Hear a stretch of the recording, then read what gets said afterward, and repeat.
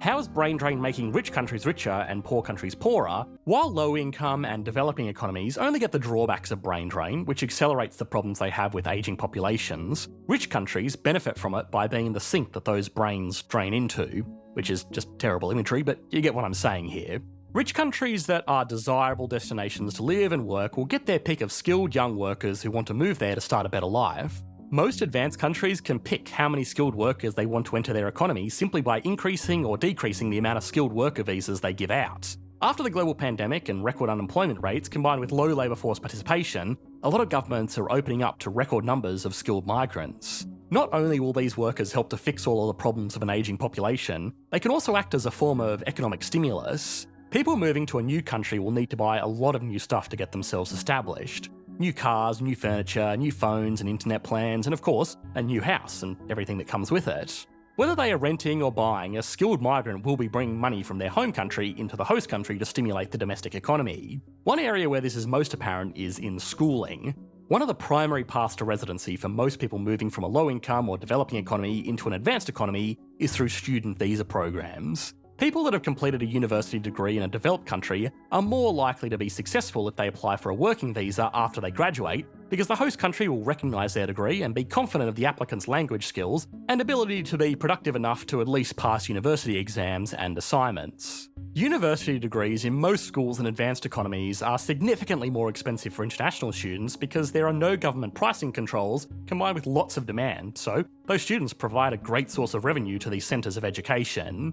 This is not without its problems. In my own home country of Australia, education is one of the largest exports we have. We receive more money from abroad to pay for university fees than we do for petroleum or natural gas. Because this is so lucrative, there has been a trend to make sure that international students get what they pay for no matter what, which is a university degree. This has caused multiple scandals where professors were pressured into passing poorly performing international students just to make sure that the university kept a good reputation for more international students in the future. This is not a problem by any means unique to Australia either, and universities around the world are going to struggle to balance the temptation of easy money from international students and their families, who are willing to pay almost anything for a free stepping stone into a life in an advanced economy, and academic integrity.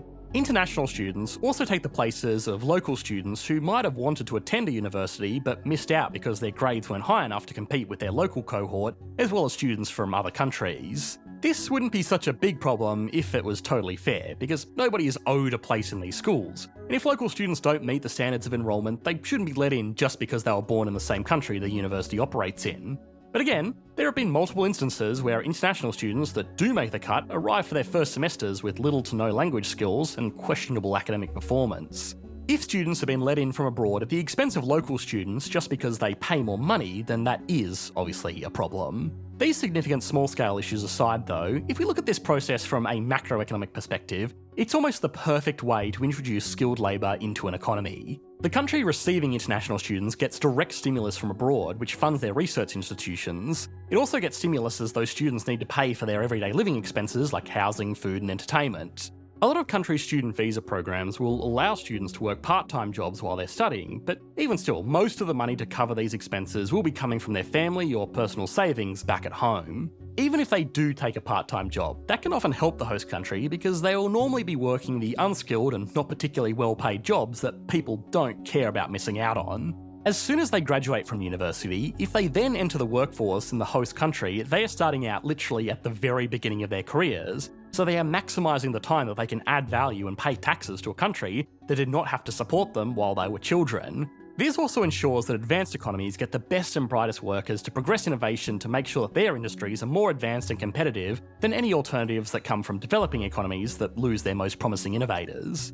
So if this is such a problem that is already stifling the growth of dozens of countries around the world, how can economists stop it?